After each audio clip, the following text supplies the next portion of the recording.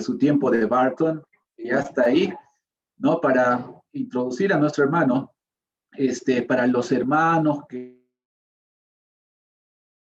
y para las personas que nos están visitando, el hermano Barton es de los Estados Unidos y lo único que puedo decir de él, tiene una trayectoria muy importante en su obra en la iglesia, pero lo único que puedo decir es que es un obrero con un buen corazón, un enorme corazón de amor hacia el Señor. Y esta mañana él, desde los Estados Unidos nos va a hablar. Ha vivido muchos años acá en Cusco, en Perú, y ha hecho un trabajo que apreciamos siempre. Hermano Barton, te queremos mucho y gracias por aceptar nuestra invitación. Adelante, hermano, es tuyo el púlpito. Muchas gracias, hermanos. Buenos días. Saludos de los Estados Unidos en la Carolina del Norte, en la ciudad de Charlotte. Y saludos de la congregación aquí. Qué gusto estar con ustedes en este culto virtual y participar en las canciones otra vez. Y tengo muy buenos recuerdos de ustedes. Y de verdad estoy extrañando a la familia de Wanchak esta mañana. Solamente yo sé que todos quisiéramos estar juntos y no de manera virtual solamente. Saludos de la congregación. Aquí es una nueva que fue afectada por la pandemia, pero somos pocos, pero somos muy internacionales aquí, hablantes de español, pero de diferentes países de México, de Colombia, de Honduras, de El Salvador. Alguna vez tuvimos una persona de Perú y ojalá que tengamos más en el futuro, pero somos muy internacionales y es una bendición y es una imagen, una visión de los cielos también, ver los diferentes países congregándose juntos.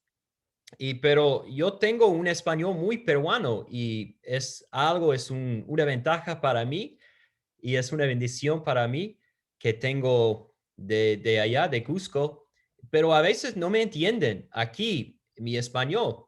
Y no me refiero a los estadounidenses aquí, sino a los hispanos que están aquí. Yo digo palabras como el otro día les dije que tengo Marcurki y me han mirado y no me entendieron la palabra Marcurki y tampoco acepten las palabras alalao y achachao. Aquí no entienden estas palabras tampoco, pero estoy guardando estas palabras preciosas para regresar a Cusco y conversar con mis queridos hermanos allá en Huanchac, allá en Ayu también y todo en Cusco. Extrañamos a ustedes mucho. Hermanos, vamos a estudiar esta mañana, si quieren buscar, no tengo una presentación esta mañana, pero pueden buscar en sus Biblias el Hechos capítulo 17. Vamos a ver la historia de Pablo en Atenas y estudiamos juntos. Antes quisiera empezar con un pensamiento. ¿Alguna vez has pensado en la diferencia entre las historias de la mitología griega, las historias de esta, y la historia del Evangelio de Jesucristo?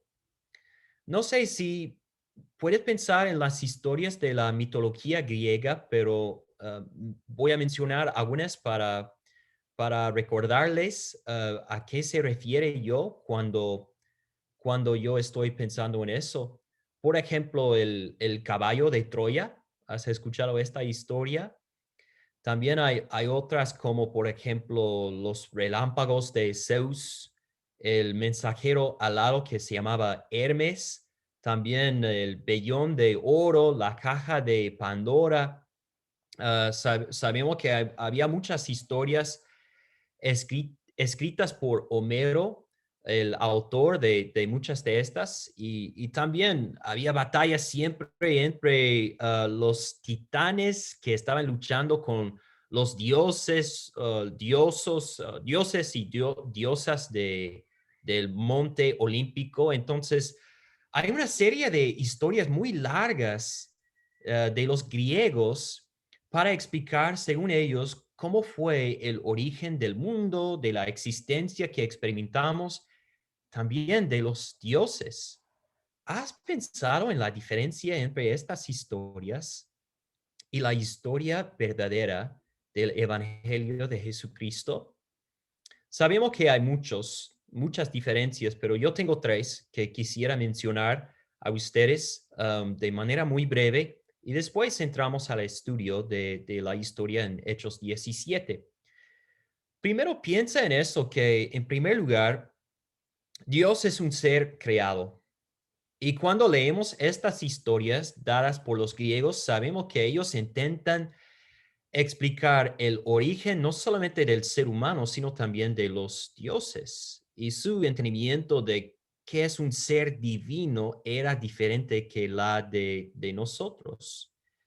En segundo lugar, a diferencia de los dioses y diosas griegos, el único Dios está fuera de la creación. No existía como parte de la creación. Y debo tener cuidado con eso porque obviamente vamos a leer que Dios es activo en su creación, pero no de la misma manera en que pensaban los griegos. Por ejemplo, había en la mitología griega una diosa que se llamaba Gea, que era la misma tierra, era el mundo, igual como pensamos o escuchamos de la Pachamama.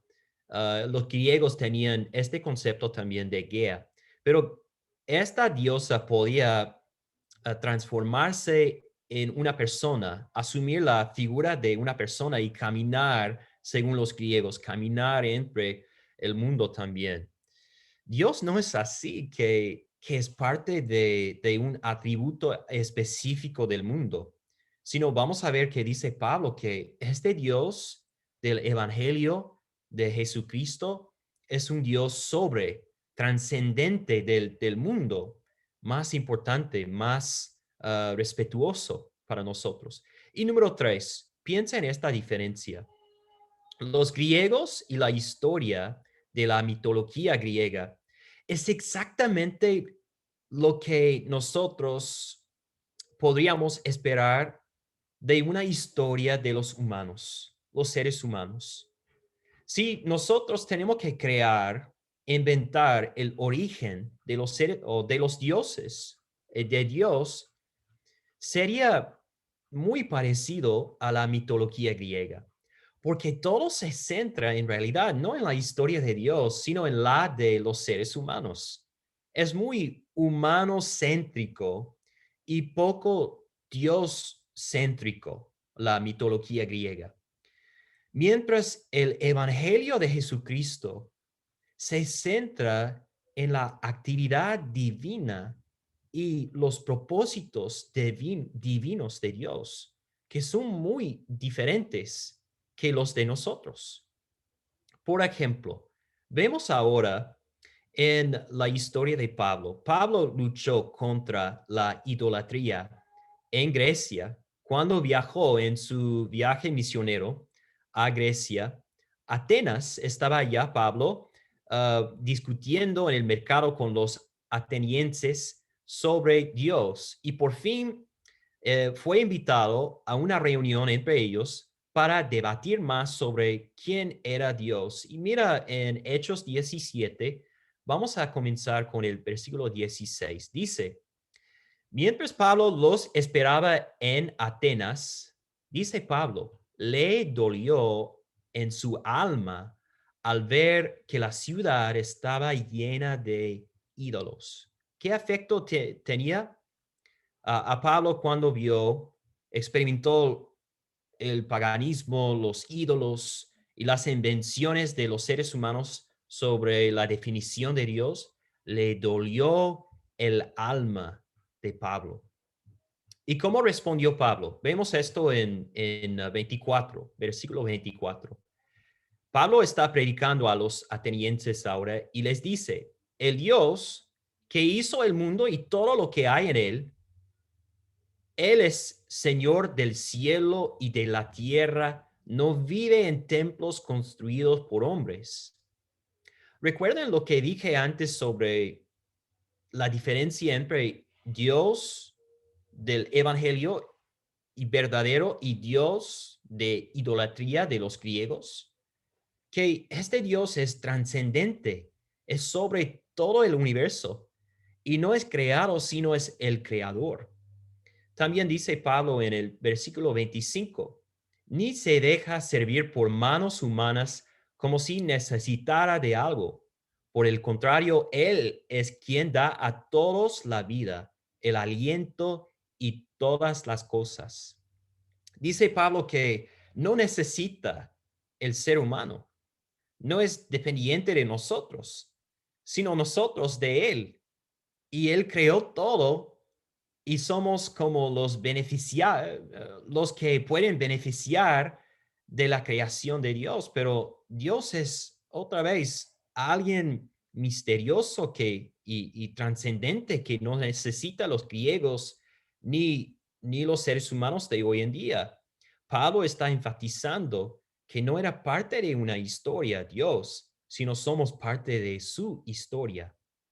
Y leemos para terminar estos versículos 26 al 27.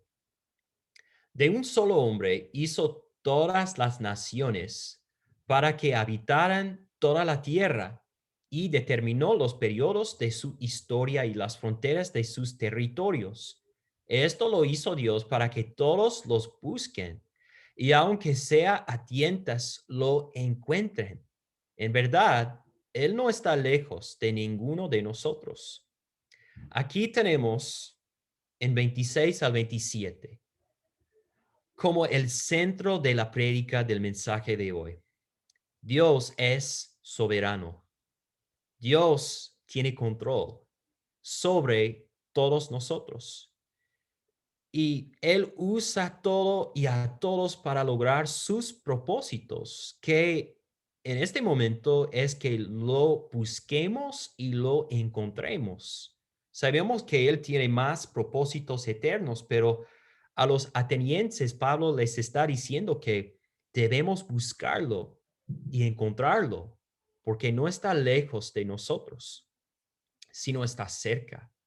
Estas son buenas noticias para nosotros, que tenemos un Dios mucho mejor en que podemos imaginar. Es un Dios soberano y este es importante para nosotros. Mi punto es así.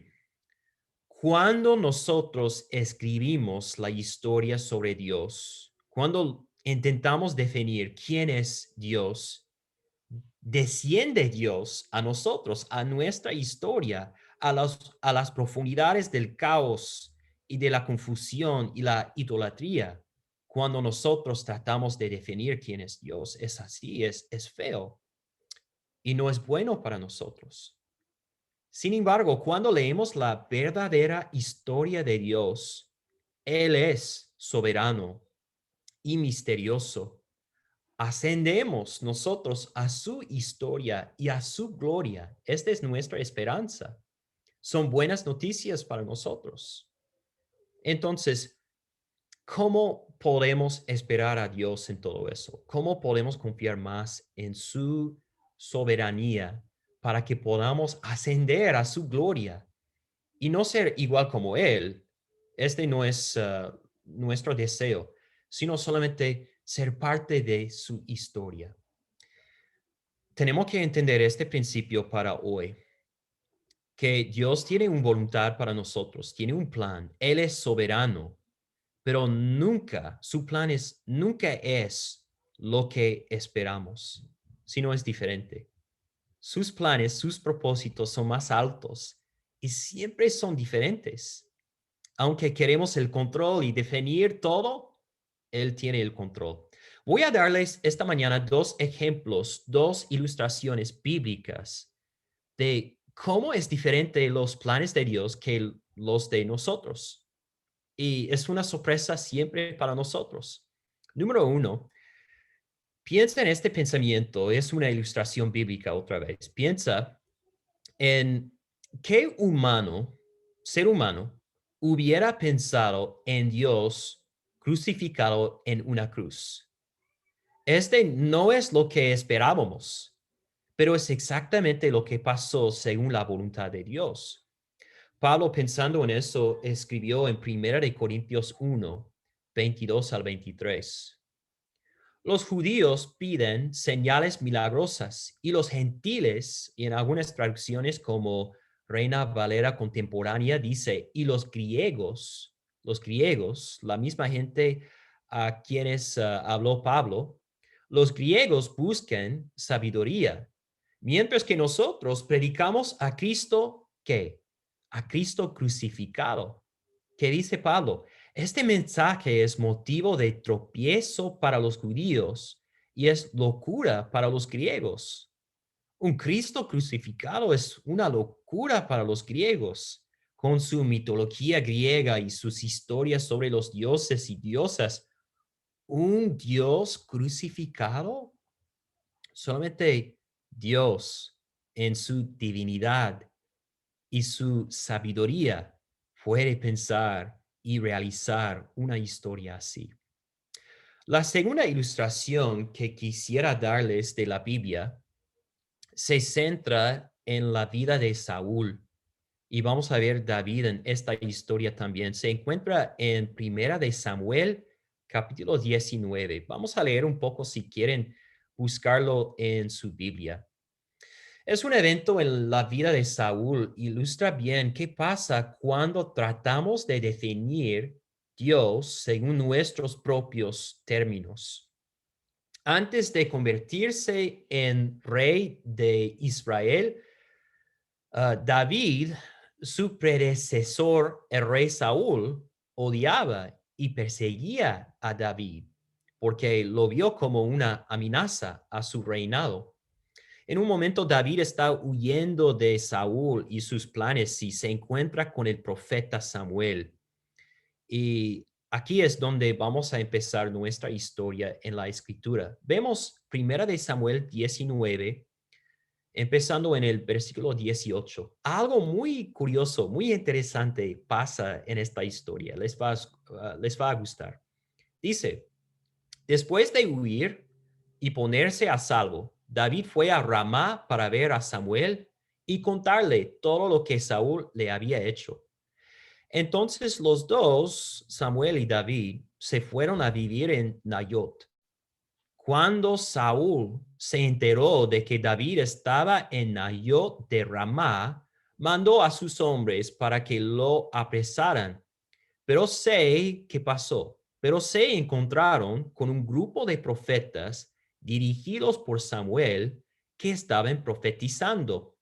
Entonces el Espíritu de Dios vino con poder sobre los hombres de Saúl y también ellos, los hombres de Saúl, ellos cayeron en trance profético, comenzaron a profetizar los hombres de Saúl. Saúl cree que finalmente va a atrapar a David, que es el fin de la amenaza, que él será el rey de Israel todavía, si puede matar a David. Entonces manda a sus hombres allá para atrapar a David, que está con Samuel, pero cuando fueron ellos, se encontraron en un trance de profetizar con Samuel y los otros profetas. ¿Y qué pasa después? Dice el 21. Al oír la noticia, Saúl envió otro grupo, pero ellos también cayeron en trance. Luego mandó un tercer grupo y les pasó lo mismo. Entonces sigue los grupos, los hombres de Saúl fueron mandados a donde está David y Samuel y cada vez que entran, cayeron en un trance de profetizar. Entonces, imagina, hay un grupo grande de hombres profetizando a Dios bajo el Espíritu, sin su propio control, son enemigos profetizando con David y Samuel. ¿Y qué hace Saúl? Porque está recibiendo las noticias de lo que está pasando allá y es una locura. Y 22 dice, por fin Saúl, en persona, él fue a Ramá y llegó al gran pozo que está en Secú. ¿Dónde están Samuel y David?, preguntó. En Nayot de Ramá, alguien le respondió. Saúl se dirigió entonces hacia allá, pero el Espíritu de Dios vino con poder también sobre él. Y Saúl estuvo en trance profético por todo el camino hasta llegar a Nayot de Ramá. Luego se quitó la ropa. Este es importante, un detalle importante, porque es la ropa real. Es algo simbólico, según Dios, de lo que va a pasar a Saúl. Y desnudo en el suelo, estuvo en trance en presencia de Samuel todo el día y toda la noche. De ahí viene el dicho, ¿acaso también Saúl es uno de los profetas? Saúl va y se encuentra en la misma posición, lugar, rol de sus hombres. En vez de atacar a o a David, ahora el rey de Israel está desnudo, despojado de figuras reales y está en un trance profetizando con los demás a Dios. ¿Qué está pasando? No tenemos tiempo esta mañana, pero pueden leer Primera de Samuel 10, porque no es la primera vez que Saúl profetizó.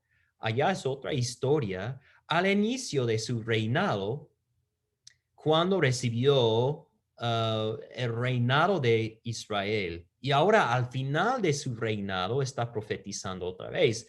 Esta vez se quitó los símbolos de su reinado, sus vestiduras reales. Es un mensaje de Dios a todo el pueblo. Habrá un nuevo rey. Y Saúl no es soberano. Los israelitas no son soberanos, sino Dios es soberano. Y siempre tienes planes que no esperamos. Vemos en la historia de Jesús, vemos en la historia de Saúl. En toda la Biblia vemos la misma historia. Nos engañamos a nosotros mismos, haciéndonos creer en que podemos llamar a Dios para nuestros planes. Pero Dios tiene un plan siempre mucho mejor que la historia de nosotros, que el plan de nosotros. Confiamos en su mejor plan.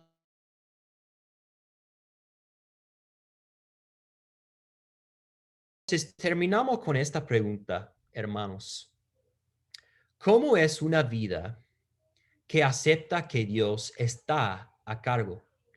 Es verdad que hoy en día hay mucho caos y hay cosas que no podemos esperar ni diagnosticar ni pensar en lo que está pasando, porque hoy en día hay cosas que causa estrés y quiere probar nuestra fe.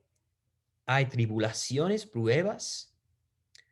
¿Cómo se ve una vida que está viviendo por Dios, para Dios, que confía en Él, aunque hay problemas? ¿Cómo es una vida que confiesa que Dios es soberano? Esta es la pregunta. Yo quiero sugerir 4 cosas de manera muy breve. Primero, en primer lugar, la persona cede el control. Dice que Dios tiene control. Dios es soberano. Nos engañamos en pensar de otra manera. No podemos inventar dioses, diosas, como hicieron los griegos. Tenemos que confiar en Dios. Él tiene el control, nadie más. Al final, su voluntad se va a realizar. Número 2, ya no confiamos en la limitada fuerza humana, sino en la de Dios. Siempre pienso en Salmo 20, versículo 7, que dice, estos confían en sus carros de guerra, aquellos confían en sus corceles, pero nosotros confiamos en el nombre del Señor nuestro Dios. Confiamos en el poder eterno y limitado de Dios. ¿Quién quisiera confiar en algo más? Tenemos Dios el Creador como nuestro Salvador. Debe ser así. Número 3, cambiamos nuestra perspectiva sobre cómo vemos a la oposición. No se están rebelando contra nosotros porque somos instrumentos de Dios solamente. Se están rebelando contra Dios. Nosotros solamente nos encontramos en el camino, por eso sentimos la oposición. Pablo escribe a los romanos en Romanos 12 al final del capítulo y dice que la venganza pertenece a Dios, no a nosotros, porque la gente se está rebelando contra Él, no nosotros. Nos encontramos en oposición hoy en día, pero confiamos en el ser superior, en el que no tiene límites para activarse en la venganza, no nosotros. Finalmente, confiamos en que Dios obra por el bien de quienes lo aman. Hoy en día es un momento de mucha confusión, frustración, estrés. Pero al final lo vemos en la historia de Jesús, de José, de Moisés, de David, de los hechos, como hemos estudiado esta mañana, los apóstoles, que sí, el camino es difícil, pero al final todo Dios está obrando por el bien de todos los que amen. Al final tenemos una gloria que nos espera y podemos ascender a la historia de Dios en vez de pedir que Dios descienda a la de nosotros, porque su plan es mucho mejor que la de nosotros. La última historia que quisiera mencionar esta mañana de alguien que respondió a la soberanía de Dios es la de Jesús. Lee conmigo Mateo 26. Jesús está en el huerto de Getsemaní y tenemos la parte de ser humano y la parte divina. Él es ambos, Él es Dios, el ser humano, y está cumpliendo la misión del ser humano, en que está reflejando la gloria de Dios de manera perfecta. Pero en el huerto de Getsemaní, el estrés, la carga de la cruz está sobre nuestro Salvador Jesús. Y dice, luego fue Jesús con sus discípulos a un lugar llamado Getsemaní y les dijo Jesús a sus apóstoles, siéntense aquí mientras voy más allá a orar. Se llevó a Pedro y a los dos hijos de Zebedeo y comenzó a sentirse triste y angustiado. Jesús dice, está la angustia que me invade, que me siento morir, les dijo. Quédense aquí y manténganse despiertos conmigo. Yendo un poco más allá, se postró sobre su rostro y oró. Padre mío, si es posible, no me hagas beber este trago amargo, la cruz, y sentir los pecados de todo el mundo sobre él, el trago amargo. Dice, pero no sea lo que yo quiero, sino lo que quieres tú. Allá es donde vemos la soberanía de Dios, el Padre. Y aún el Hijo se somete a Él, reconociendo que Él tiene su voluntad y sus planes. Y reconocemos que no son los de nosotros, pero son mucho mejor que podemos imaginar e inventar nosotros. Entonces, este es el mensaje para hoy, para este momento difícil, que Dios está en control y debemos ceder control a Él y que Él quiere el bienestar para todos nosotros. Pensamos en Jesús. Si necesitamos confesar, arrepentirnos de algo para que podamos acercarnos más a Él. Si hay obstáculos, momentos cuando queremos agarrar el control de Él porque no confiamos en Él, con poca fe. Confesamos eso, hermano, hermana, si hay algo en la vida. O si quisieras empezar el camino cristiano, confesando que Jesús es tu Señor, el Rey de tu vida. Hay hermanos aquí, aún en estos momentos, que pueden ayudarle para que pueda empezar este camino cristiano. Gracias por la invitación, hermanos. Juan Carlos, también los ancianos, el liderazgo allá en Huanchac. Es un privilegio estar con ustedes esta mañana.